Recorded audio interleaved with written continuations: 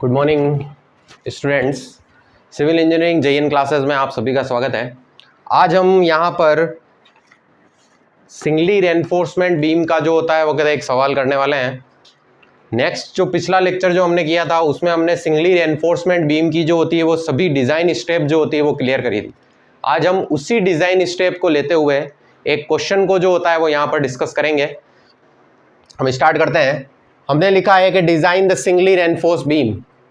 So question जो होता है वो इस तरह से है कि हमें एक सिंगली रेनफोर्समेंट बीम जो होती है वो डिज़ाइन करनी है जिसकी मेसोनरी वॉल थिकनेस जो दी है वो 230 mm दी है। मतलब वॉल की जो थिकनेस दी है वो आपकी 230 mm है। सेंटर टू सेंटर सपोर्ट जो है वो आपका 6 मीटर है और इम्पोज लोड और लाइव लोड आपका दिया हुआ है 15 kilo newton per metre, M20 और Fe415। आपको जो होता है वो एक तरह से यहाँ पर जो होती है वो बीम सिंगली रेनफोर्स बीम का जो होता है वो क्या था हमें डिज़ाइन यहाँ पर करना है। तो हम देखते हैं यहाँ पर एक बार इतना उतार लीजिए आप गिवन क्वेश्चन में, फिर हम क्वेश्चन स्टार्ट करते हैं। फर्स्ट ऑफ ऑल देखिए, फर्स्ट स्टेप जो हमारी आएगी, फर्स्ट स्टेप हमारी आएगी कैपिटल डी। फर्स्ट स्टेप आएगी overall depth. Overall depth capital D is equal to हो जाएगा हमारा L/12। L/12 में देखिए 6 मीटर था तो 6000 डिवाइड बाय 12 जो होता है वो हम कर देते हैं। तो यहाँ पर हमारे पास आ जाएगा 500 mm। 500 mm जो होता है वो हमारे पास यहाँ पर आ जाएगा। फिर उसके बाद हम चलते हैं स्मॉल डी की तरफ। Capital D minus cover minus dia of stirrups, dia of stirrups minus dia by 2। Small D is equal to 500, cover हो गया हमारे पास 20 mm, dia of stirrups 8 minus dia of bar 20/2। Small D is equal to 500 minus 20 minus 8 minus 10। हम इसको अगर solve करते हैं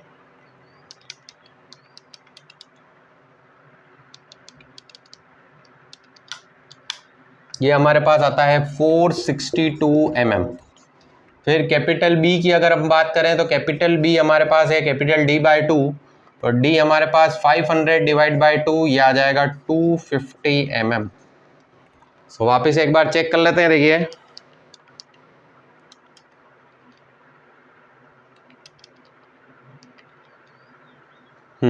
अब देखिए एक बार वापस इसको देखते हैं हम। फर्स्ट ऑफ ऑल हमें दिया था कि सिंगली रेनफोर्समेंट बीम की डिजाइन करनी है। तो फर्स्ट स्टेप हमने क्या लिखी थी कि capital D is equal to L/12। L हमारे पास स्पान दिया हुआ था, L/12 करा 500 mm आ गया। स्मॉल डी मतलब होता है इफेक्टिव डेप्थ। इफेक्टिव डेप्थ हम कैसे निकालेंगे? Capital D minus cover minus dia of stirrups minus dia by 2। तो कैपिटल डी हमारे पास 500 है। बीम में जो होता है यदि आपको क्वेश्चन में कवर, डाया ऑफ स्टिरप्स और डाया ऑफ बार अगर नहीं दी हुई होती है तो आप 28 और 20 जो होता है वो एज्यूम कर सकते हैं।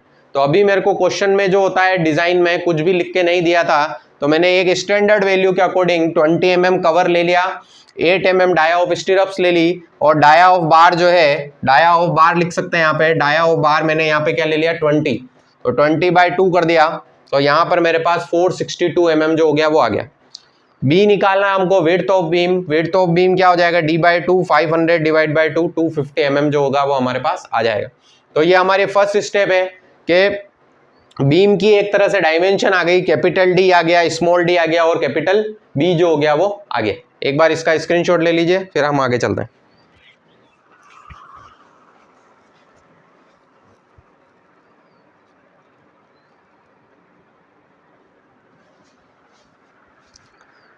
सेकंड स्टेप में हम देखते हैं,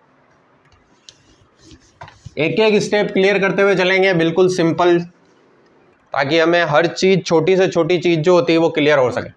सेकंड स्टेप हमारे पास आती है इफेक्टिव स्पान। इफेक्टिव स्पान की हमने दो कंडीशन लिखी थी। एक तो लिखी थी centre to centre support. Centre to centre support अभी आप क्वेश्चन में देखेंगे तो वहां पर 6 मीटर दिया हुआ है। और सेकंड कंडीशन हमने लिखी थी clear span plus D. Clear span plus D. अब यहाँ पे देखिए clear centre to centre support तो आपको क्वेश्चन में दिया था जो आपने लिख दिया। अब यहाँ पे देखिए क्लियर स्पान में जो होता है, जैसे ये अगर हमारे पास बीम है और हमने 2 वॉल पर जो होता है वो क्या था, इसको सिचुएटेड है ये, ठीक है। तो हम क्लियर स्पान जो होगा वो हम कैसे निकालेंगे, देखिए यहां पर हमारे पास विड्थ ऑफ वॉल कितनी थी, 230 mm जो थी वो थी। तो फर्स्ट ऑफ ऑल हम क्या करें कि क्लियर स्पान निकालने के लिए सेंटर टू सेंटर सपोर्ट दिया है, ये सेंटर टू सेंटर सपोर्ट आपके पास कितना है, 6 मीटर दिया है। हमको क्या चाहिए, खाली इतना चाहिए, ये हमारे पास वॉल हो गई, हमको बस ये इतना चाहिए, सेंटर टू सेंटर नहीं चाहिए, खाली क्लियर स्पान चाहिए। तो हम क्या कर देंगे, देखिए 6 माइनस ये भी वॉल का हाफ और ये भी वॉल का हाफ, तो 6 माइनस 0.23 कर देंगे तो हमारे पास आ जाएगा 5.77 मीटर, ठीक है। क्योंकि देखिए अगर हम यहां पर वॉल का हाफ जो होता है वो हम करते हैं, वॉल का हाफ जो होता है वो हम करेंगे, तो यहां पर आ गया 115। देखिए ये 0.23 कैसा आया वो देखते हैं, 230 mm की वॉल है, इसका हाफ करो आप 115, इसका हाफ करो 115, वापिस आपका टोटल वॉल थिकनेस आ जाएगी 0.23। तो 6 माइनस 0.23 हमारा क्या आ गया, 5.77। अब यहां पर हम रख देते हैं 5.77 प्लस स्मॉल डी की जो वैल्यू आई थी हमारे पास वो आई थी 462, तो 462 डिवाइड बाय 1000 0.462 हो जाएगा। तो ये हमारे पास आ जाएगा 5.77 प्लस आंसर 6.23 मीटर। अब हमने क्या डिस्कस किया था कि इफेक्टिव स्पान में दोनों में से जो मिनिमम वैल्यू होगी वो अपन रखेंगे। तो मिनिमम वैल्यू कितनी होगी, मिनिमम वैल्यू हो गई हमारे पास 6 मीटर, तो इफेक्टिव स्पान भी हमारे पास कितना हो जाएगा, 6 मीटर। वापस देखते हैं, देखिए एक बार इफेक्ट सेकंड स्टेप हमारे पास क्या थी, इफेक्टिव स्पान की। इफेक्टिव स्पान में 2 कंडीशन आती है, एक आता है सेंटर टू सेंटर सपोर्ट और एक आता है अपना clear span plus D. Centre to centre support जो है वो आपका 6 मीटर क्वेश्चन में दिया है, क्लियर स्पान प्लस डी हम हमें क्लियर स्पान निकालना है। क्लियर स्पान कैसे निकालेंगे, देखिए जो आपके सेंटर टू सेंटर सपोर्ट है उसमें से वॉल विड्थ हाफ इधर से माइनस कर देंगे तो वो टोटल वॉल आ जाएगी हमारी। तो 6 माइनस 0.23 कितना हो गया, 5.77। 5.77 प्लस हमने स्मॉल डी कर दिया तो हमारे पास कितना आ गया, 6.23 मीटर आ गया। अब इफेक्टिव स्पान जो होता है वो क्या होता है, दोनों में से मिनिमम, तो दोनों में से मिनिमम हमने ले लिया तो हमारे पास 6 मीटर जो हो गया वो हमारा इफेक्टिव स्पान आ गया। ये हमारी सेकंड स्टेप क्लियर होगी।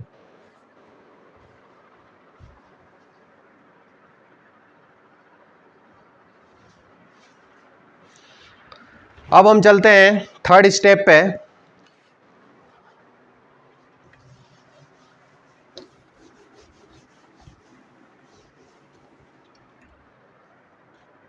थर्ड स्टेप जो हमारी है वो है डिजाइन लोड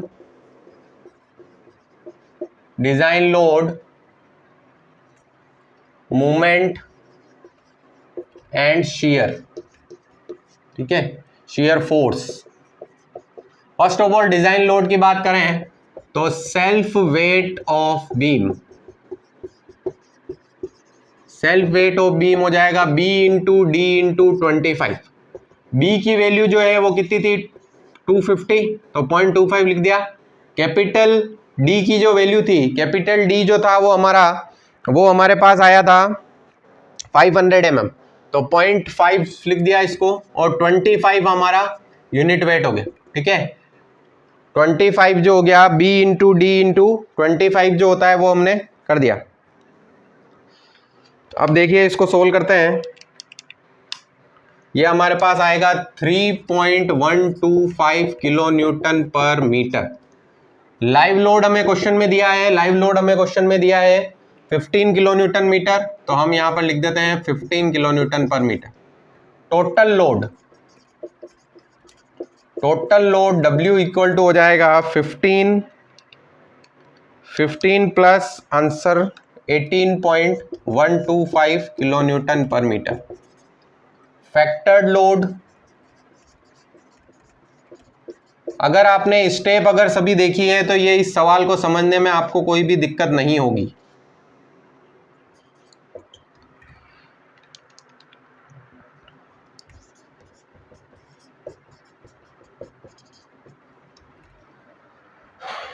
अब यहां पे देखिए आप, यहां पे हम देखते हैं डिजाइन लोड निकालना, सबसे पहले क्या निकालेंगे, self weight of beam. Self weight of the beam का फॉर्मूला क्या है, बी इंटू डी इंटू 25 मैंने पहले भी बोला था कि ये जो होता है वो क्या था, यूनिट वेट ऑफ आरसीसी होता है, जिसकी unit kilo newton per metre cube में होती है।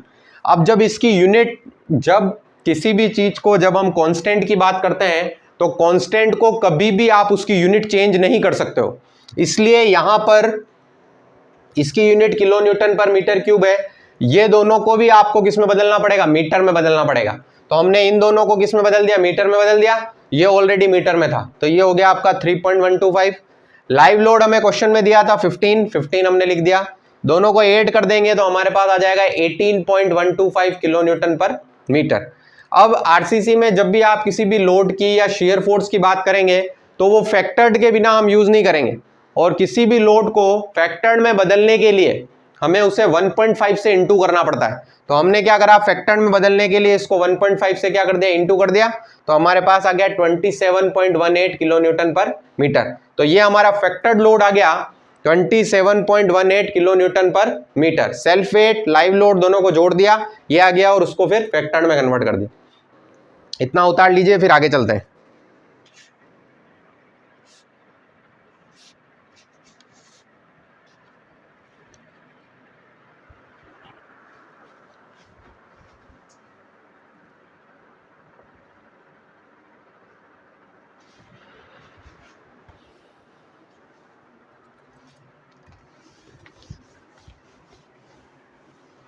अब हमारा फैक्टर्ड लोड जो आया है वो 27.18 किलो न्यूटन आया है। तो हम mu निकालते हैं, मोमेंट WU L इफेक्टिव का स्क्वायर डिवाइड बाय 8। तो WU is equal to 27.18, L effective हमारे पास 6 का स्क्वायर डिवाइड बाय 8 जो होता है वो करते हैं 27.18 इंटू 6 का स्क्वायर डिवाइड बाय 8, ये हमारे पास आएगा 122.31 किलो न्यूटन मीटर। फिर हम निकालते हैं mu लिमिटिंग FE 415 के लिए 0.138 FC के BD square. mu limiting equal to 0.138, FC के 20 है, B हमारा 250 है, D हमारा 462 का स्क्वायर है। mu लिमिटिंग इक्वल टू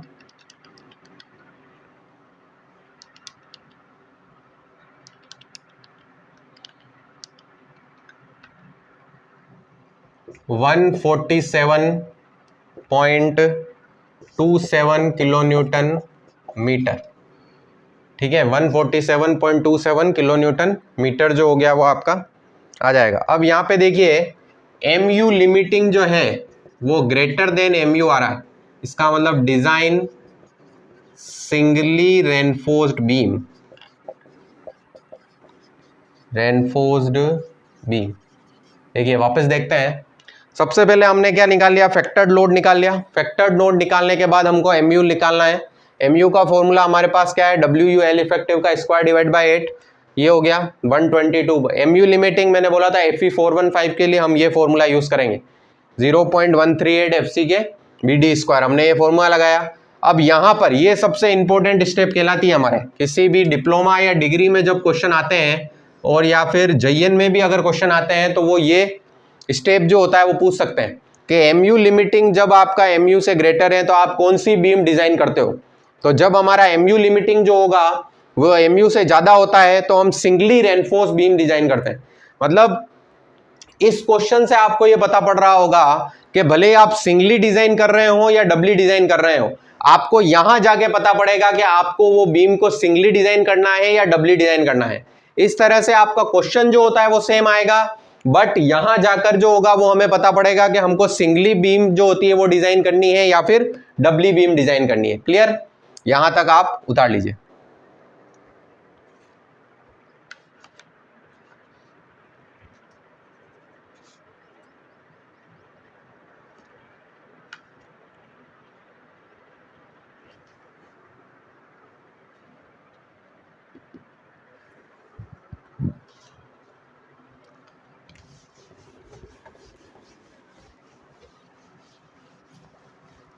अब इसमें जो होती है वो कहती है एक लास्ट स्टेप है शेयर फोर्स। शेयर फोर्स का फॉर्मूला होता है WU L effective by 2। W हमारे पास जो है 27.18 into 6 divide by 2, 27.18 into 6 divide by 2, ये हमारे पास आ जाएगा 81.54 किलो न्यूटन।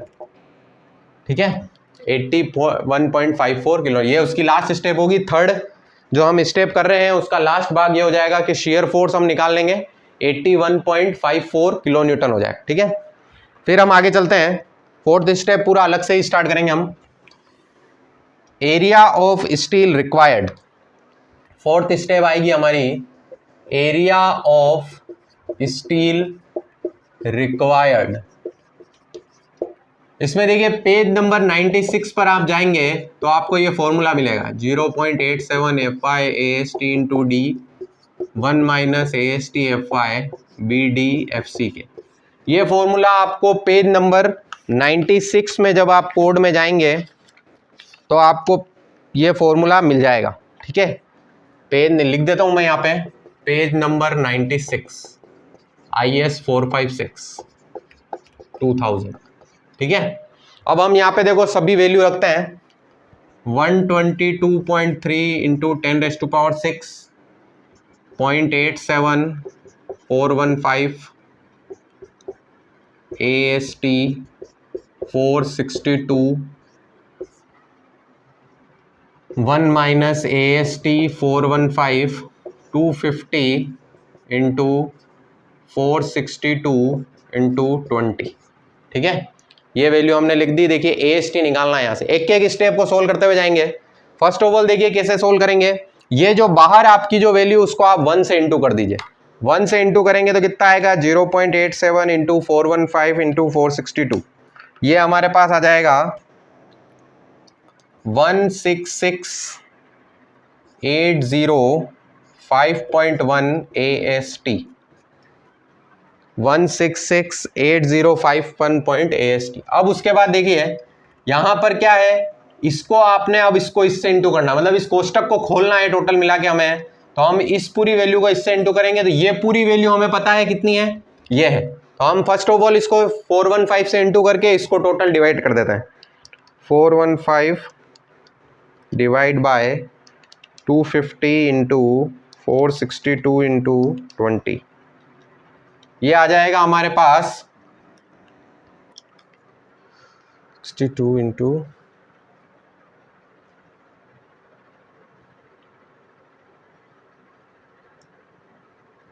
ये हमारे पास जो वैल्यू आ जाएगी वो आ जाएगी 29.96 AST स्क्वायर। बार और चेक कर लेते हैं ताकि गलती की संभावना नहीं रहे।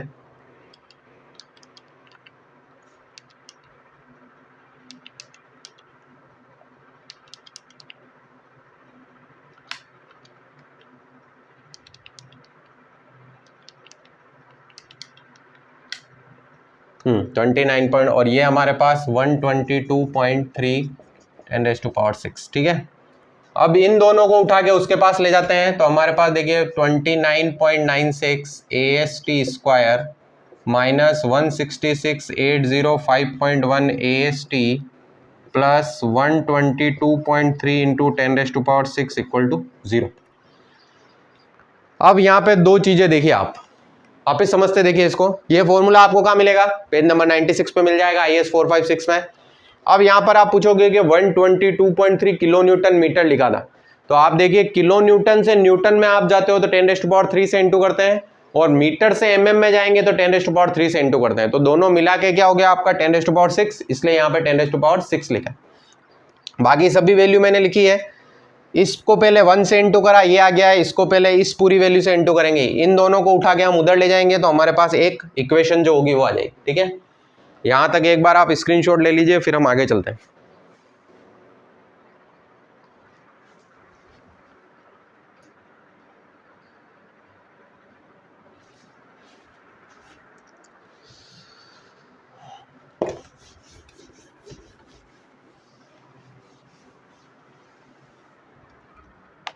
अब देखिए हम इस इक्वेशन को थोड़ा सा सिंपल बनाने के लिए क्या करते हैं, 29.96 से सबको डिवाइड कर देते हैं। तो डिवाइडेड बाय 29.96, तो ये हो जाएगा आपका AST स्क्वायर, ये आपका हो जाएगा 166,805.1 अपॉन 5566.26 AST प्लस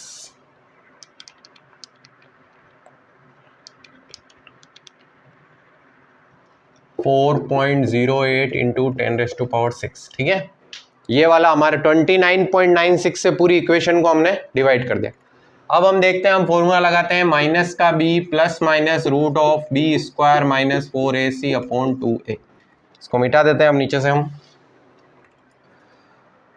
यहाँ पे देखिए a आपका हो जाएगा, a जो हो जाएगा वो तो हो गया 1, b हो गया माइनस का 5566.26 और c हो जाएगा 4.08 इंटू 10⁻6। वैल्यू पुट कर देते हैं। देखिए ये माइनस फॉर्मूले में है, ये माइनस यहाँ पे माइनस माइनस मिलकर, या फिर एक स्टेप लिख देते हैं यहाँ पर 5566.26 रूट ऑफ माइनस का 5566.26 का square into 1 into 4.08 into 10⁻6 divide by 2।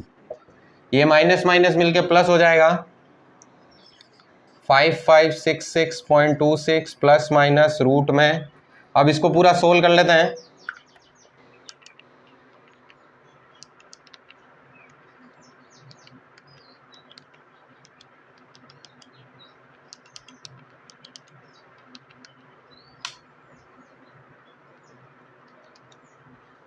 ये हमारे पास आया 3829.26 डिवाइड बाय 2। अब आता है यहाँ पर, देखिए हमने क्या करा है यहाँ तक हमने देखिए AST से A B C सभी की वैल्यू यहाँ पे लिख दी।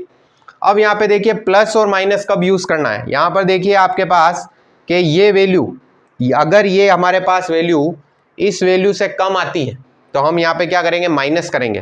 तो हमको इसमें से इसको माइनस कर देंगे, तो 5566.26 माइनस 3829.26 डिवाइड बाय 2। तो ये हमारे पास AST कितना आ गया आपका 868.5 सॉरी 868.5 mm स्क्वायर जो होगा वो आ जाएगा।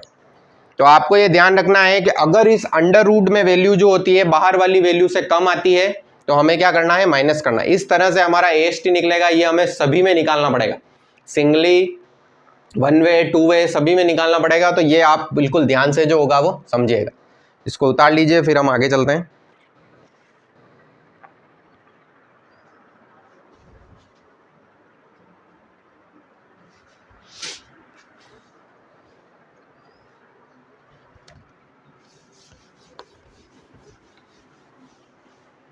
एट 68.5 जो है वो हमारा यहाँ पर जो होता है वो AST आया है।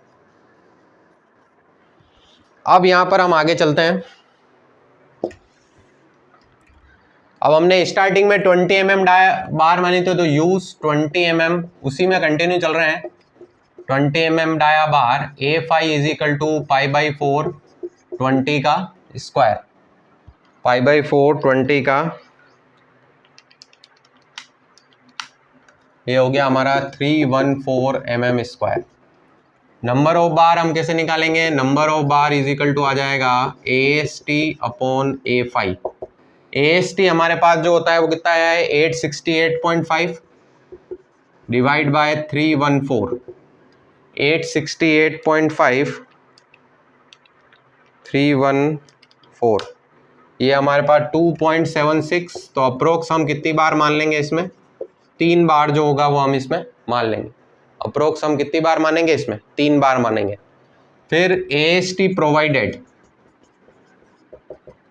प्रोवाइडेड इज इक्वल टू आ जाएगा number of bar into A5।